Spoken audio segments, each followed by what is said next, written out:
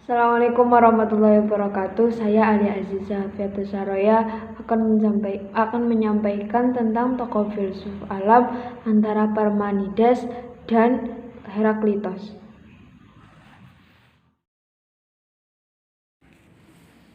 Pada zamannya terdapat dua tokoh filsuf yang saling berlawanan. Yang pertama itu Parmenides. Parmenides merupakan seorang filsuf dari mazhab Eka. Arti dari Parmenides sendiri adalah terus stabil atau penampilan yang stabil. Di dalam mazhabnya, Parmenides merupakan tokoh yang paling terkenal. Pemikirannya yang berlawanan dengan Heraklitos. Sebab Parmenides berpendapat bahwa segala sesuatu yang ada tidaklah berubah.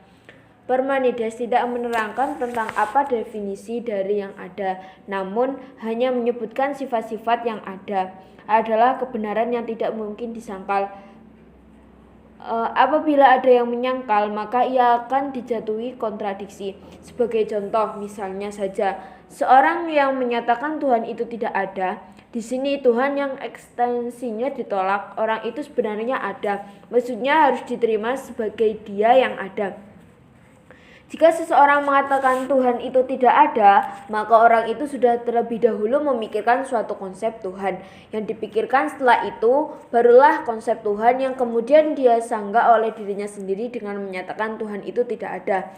Dengan demikian, Tuhan sebagai yang dipikirkan oleh orang itu ada, walaupun hanya di pikirannya saja. Sedangkan penolakan terhadap sesuatu pastilah mengandaikan bahwa sesuatu itu ada, sehingga yang tidak ada itu tidaklah mungkin. Sebenarnya, Parmenides menyatakan antara yang ada dengan pemikiran atau akal budi. Pemikiran Parmenides membuka babak baru dalam sejarah filsafat Yunani. Dapat dikatakan bahwa dialah penemu metafisika, cabang filsafat yang menyelidiki yang ada.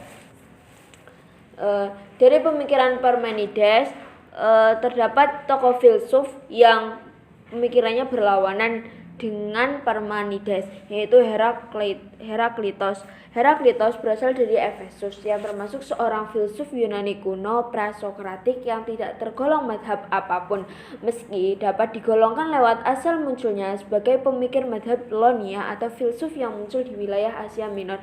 Di dalam tulisan-tulisannya, ia justru mengkritik dan mencela para filsuf dan tokoh-tokoh terkenal seperti Homerus, Archilochus, Hesiodus, Pythagoras, dan lain-lain.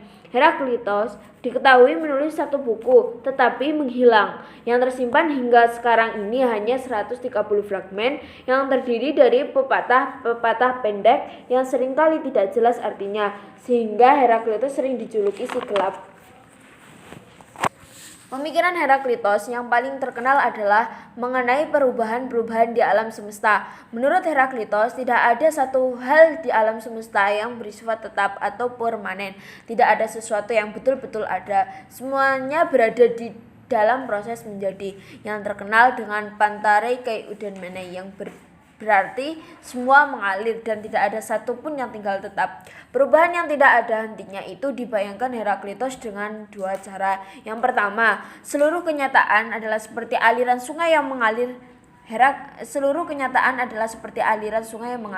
Heraklitos mengatakan bahwasanya seseorang itu tidak bisa turun dua kali ke sungai yang sama. Maksudnya, seseorang tidak bisa turun di air sungai yang sama dengan sebelumnya karena keadaan sungai yang terus mengalir.